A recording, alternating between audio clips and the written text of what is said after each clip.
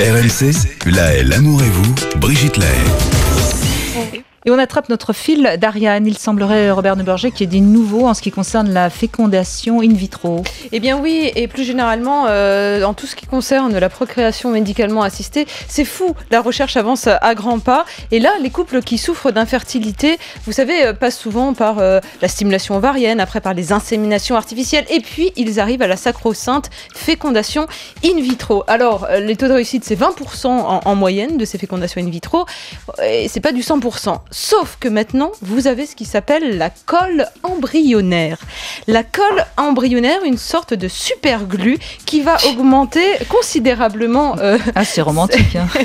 Non, mais c'est pour être pragmatique, enfin expliquer les choses de façon très concrète. On comprend clairement ce que vous êtes en train de nous expliquer. Voilà, et bien grâce à cette colle, vous allez pouvoir augmenter les chances de grossesse, cette fois de 8% dans les cas des FIV. Alors comment ça se passe? Puis alors, en plus, après, vous les avez pendant 25 ans qui vous collent aux fesses. Hein. 25 ans, vous êtes optimiste. Si ce n'est plus.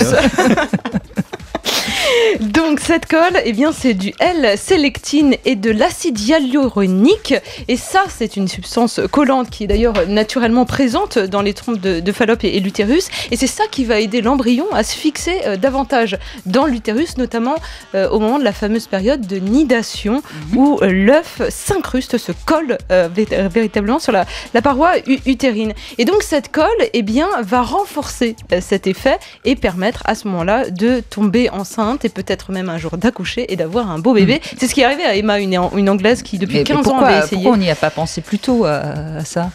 Eh ben alors pourquoi, pourquoi c'est une bonne question. Enfin, je sais pas moi. Les coups dans le ciel, ça. J'ai bien aimé ce que vous disiez, que c'est pas très romantique, je veux dire. Et c'est vrai que moi je trouve que les couples souvent, parfois, recourent trop tôt à la fécondation. Ils laissent pas réellement le temps au temps. Et ils se rendent pas compte que c'est très intrusif dans l'intimité des couples. Et je vois quand même, en tant que thérapeute, pas mal de situations où tout ce processus où il faut éjaculer à tel moment et pas à tel autre, faire l'amour à tel moment, et puis après coup, une grande difficulté pour les couples à retrouver réellement une intimité. Déjà, quand il y a eu grossesse et accouchement, il y a toujours un moment un peu difficile. La reprise de la sexualité n'est pas forcément évidente. Mais là, c'est vraiment des situations où ça se bloque et puis ça se poursuit comme ça. Pour ça, je pense qu'il faut peut-être être un peu moins enthousiaste que certains gynécologues.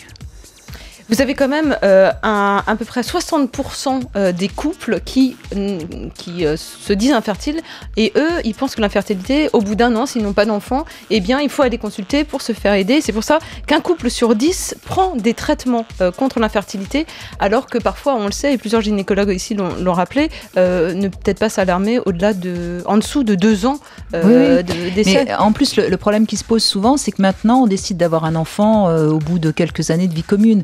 On sait très bien qu'au bout de quelques années de vie commune, on fait moins l'amour qu'au début. Donc, comme on fait moins l'amour, forcément, la possibilité d'être enceinte statistiquement est moins forte. Donc, ça n'a rien d'étonnant qu'au bout d'un an, il n'y ait pas... Les dames peuvent être un peu moins jeunes. Elles sont toujours jeunes, mais un petit peu moins quand même. Beaucoup moins même, parfois. Et c'est pas toujours si évident, effectivement. Oui. Et c'est vrai que, alors bien sûr, tant mieux que la science puisse pallier ces soucis, mais en même temps, je suis d'accord avec vous, Robert. Je pense qu'un accompagnement psychologique ne serait pas de trop. Et je pense qu'il y a trop de services hospitaliers qui négligent cet aspect. C'est-à-dire de pouvoir soutenir le couple au travers de quelque chose qui est d'une certaine façon une épreuve. Bien sûr. Bon, bref, maintenant, grâce à la colle... Grâce à la colle, ça va peut-être aider... Il faudrait trouver de la colle de couple, maintenant. Oui, il reste à tout, parce qu'après... Parce que là, ils sont 80 millions à en souffrir de ce problème d'infertilité à travers le monde. Donc, et 200 000 naissances grâce au FIV. Donc finalement, on va cela dit, la planète n'est pas en danger. On a encore pas mal d'humains sur la planète. Hein, ça devrait aller. La colle pour couple, c'est plus valable. Vous avez raison, je vais aller chercher ça. Trouvez-nous une colle pour couple. En attendant, appelez-nous. Hein, on va essayer de recoller les morceaux comme on peut avec Robert Neuberger qui est avec nous.